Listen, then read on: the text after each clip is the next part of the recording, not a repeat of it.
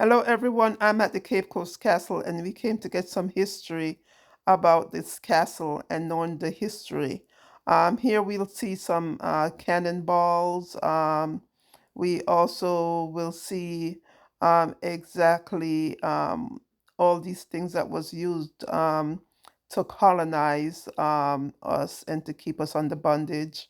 Here we do have gift shops where you see different outfits that's on sale, and so we are here to talk with our historian, and she's going to give us a brief insight of the castle and how it really affects us, especially as Black people, and how the importance of knowing our heritage. Okay, so listen in with us as I also listen in to get some idea and insight. Suffocated and then we died. So let's all move into the cell to have a feel of the cell. Please watch your head after coming. And these are the names out here of those who died. Pardon? These are the names of those who died in the cell. No. It was brought in by our brothers and sisters from the diaspora. They believed to be the children of those who refused to die over here and were sent to the various plantations. Yes.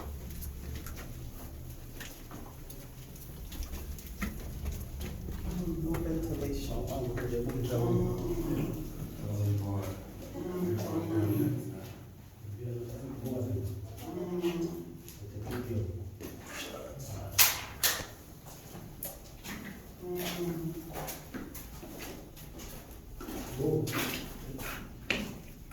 Experience it. Not experience how dark it is. No light. No light. So this is the condemned cell. Initially, this place was a storage room. All down rooms were storage rooms, so they had a door over there. But then with the intention of making this place a condemned cell to kill, they had to seal that door. And the cell had 3 solid doors blocking it. First one, middle one, and then the last one. So once slaves were brought in, all 3 doors were closed, leaving them here to die. Now all 3 doors are opened, but can you feel the heat? So imagine if all 3 doors were to be closed now. And the sad thing about this place was, let's say 5 men or people tried to fight for their freedom today, and they were brought in here. Until all 5 were dead, nobody left. So every time a soldier would just come in to have a quick look to see if they were all dead or some were still alive. So if one person should die first, the remaining 4 struggling to die added another struggle by smelling the dead body of their fellow slave until they were also dead. Once they were dead, their bodies were taken to the forecourt where we have the graves now. And their brothers inside the dungeon were brought up to come and have a look at what happened to those who tried to fight for their freedom, to scare them from doing the same thing. Once that was done, the brothers were taken back into the dungeon, and the dead ones, as usual, they just bagged them into sacks and threw them into the sea.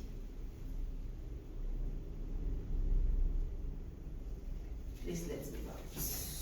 Watch your head too.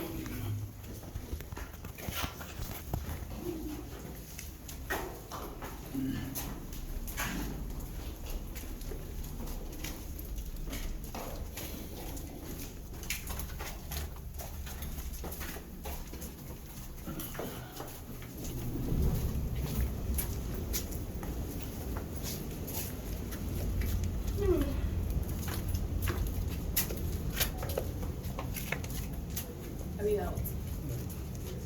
One more thing about this place and then we move on. All doors and windows we see inside the castle today have been replaced, except for the door of the condemned cell. So this is an original door, the only original door left inside the castle.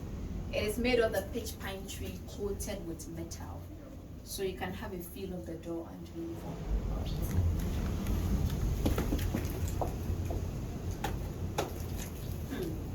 It's very heavy, eh?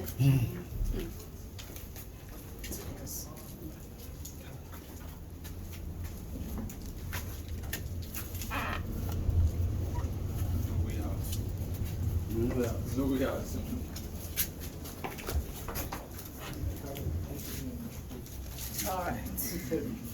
Please, let's move on. We are moving up.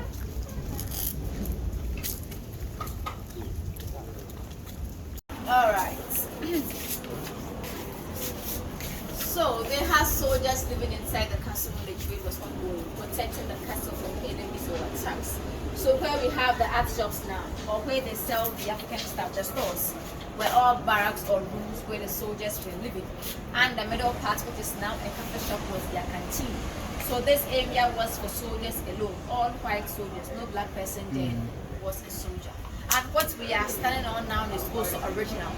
These ones are called the marbles, and this one made of a pitch pine tree, just like the door of the condemned cell, and they were all watered.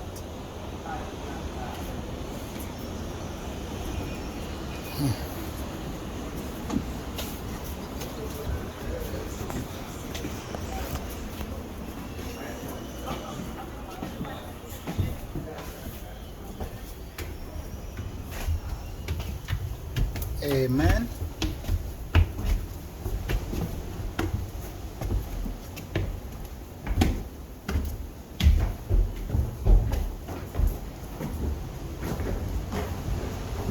So it's that church.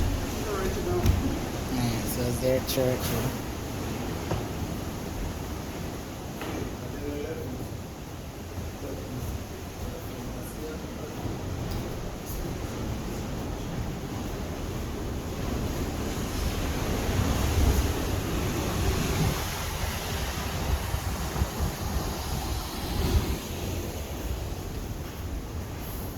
Alright, are you feeling the breeze in there? Yes. View of the sea. Yeah. Big window sizes, spacious room, all for one person or one man, the governor. So this was the governor's living room. Just one man occupied the spacious room. Whilst about 200 men were kept down there inside his chamber, with some tiny dots on the wall to give them light and ventilation. But let's observe the silence. And this was his living room. He had his bedroom over here.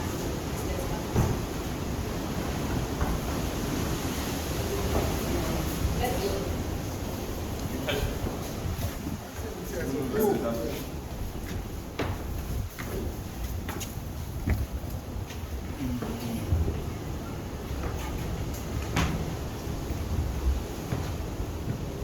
The bedroom of the governor. And the sad thing about this place was, this is where most of the African women inside the dungeons were raped as well, inside the governor's bedroom. Now, please let's all look up there. Do we see a white tall building very far on top of a hill with a red roofing? It is called Fort Williams. So after the British built this castle, they built Fort William, stationed soldiers over there. Soldiers were living inside the castle. Together they were communicating to protect the castle from enemies or attacks. During the daytime, they were using flags, normally red flags. Afternoon, mirror, evening, torchlight. So anytime soldiers stationed over there noticed enemies or danger approaching, they would signal soldiers living inside the castle to protect them.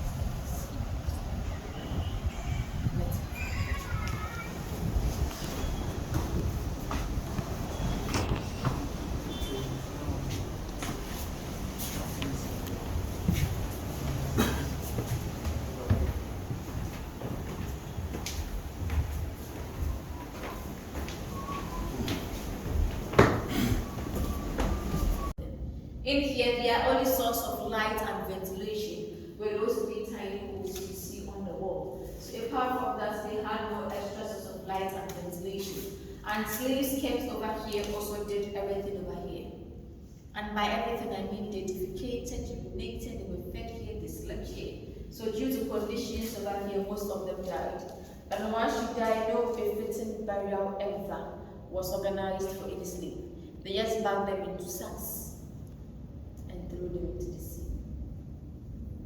The bricks we see on the floor happens to be the original floor of the dungeon. And these were discovered in the year 1974 after a group of archaeology students from the University of Ghana came here for an excavation. So it was after the excavation that they discovered these. It means before they came, something covered the whole floor. What we have over here. This dark substance. covered the whole floor. So after the excavation, they took samples of this for testing. And after the results came, it was known that what we have over here and what we are going to be working on from the second to the fifth chamber are all solidified waste. Obviously, they are urine, food particles, sweat, blood, vomit, human flesh, plus sand mixed together, solidified to form what we have here. These are 4 trenches, this middle passage and the one we have over there. And they connected all 5 chambers straight to the sea. So they believe that when it rained, rainwater should pass through those 3 tiny holes up there, come into the dungeon, wash away the waste there, and through these trenches straight into the sea. But then we should ask ourselves how often Rain. does it rain over here? That is why most of the waste had to solidify to form what we have over there. Please, any questions before we move on?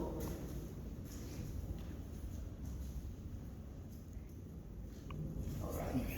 Please, let's move on.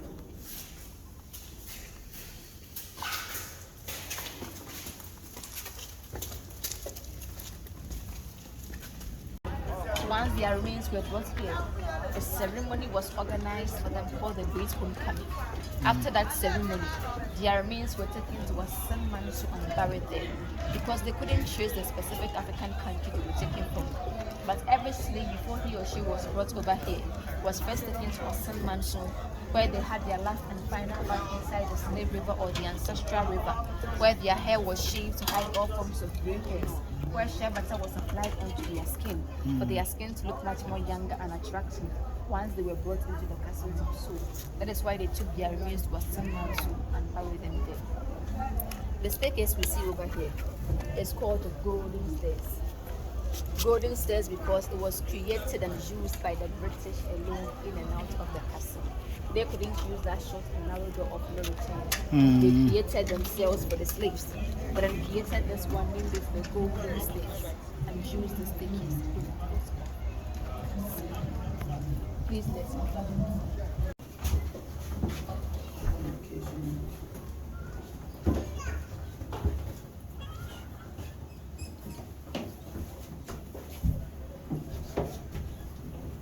Are we all down? Yeah. So we have the communication room for the soldiers over here.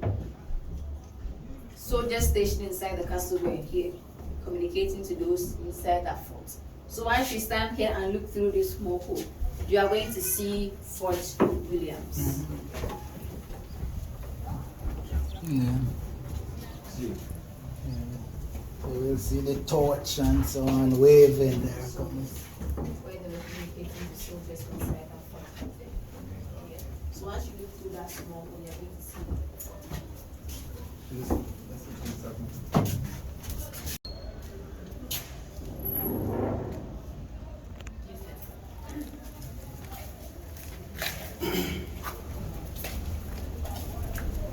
They're wrong.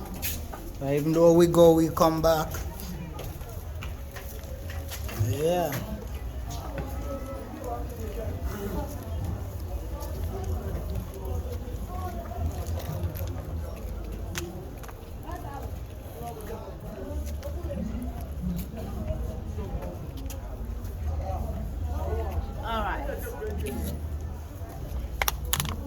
So once slaves were brought outside, initially we didn't have this vision. The whole place was covered with seawater. But then the shores were very rocky. So bigger ships aimed to take the slaves couldn't come to the shore. So they had small boats to take them in small quantities to the bigger ships. And then now when we look behind us, we have the door of return just behind the door of return. This is Gateway, right? Oh yeah. Wow. We have And come this to door the of end return of was our built in Cape Castle 1919. tour. After It Ghana was celebrated really its first touching and emancipation. really heart-rending to see what we went through as Black people, how so many slaves was just in one room, no ventilation, so many have died. The gate of no return, how once they get out through that door, everything was they can't their loved ones, everything they were cut off from actually their loved one and their heritage and their ancestors. So this was really, really heart wrenching, but at least we know exactly where we came from and the history, and to see that we as uh, people, black people, are have empowerment. So we are empowered, and so here we are. There's some books that is there for us to really just buy if we can. And so she's giving us some information about these books. So we come to the end of our video. Please like, share, and subscribe. Okay, take care and God bless you. Love you all. Talks about how the slaves were captured, how they were sent to the various plantations. It took about a decade for this book to be published, and it includes pictures as well of a settlement to the ancestral river, everything inside this book. This one is also homegoing. Talks about two sisters. One was enslaved inside the dungeon, one was a mistress, one of the officials inside the castle. A history of Ghana, everything you need to know about Ghana as a country, our history is inside this book. West African traditional religion. You want to know more about the traditional religious activities and practices of the West Africans. This book is for you. A guide to the Cape Coast Castle, the tax digest, and everything about the Cape Coast Castle inside. Shackles and Lacrosse talks about the slave trade as well. An interesting topic, how you and then developed Africa inside this book too. And this one for kids who can't read in-depth books in the form of analysis stories. It comes in 5 big really fascinating stories. Are those for sale?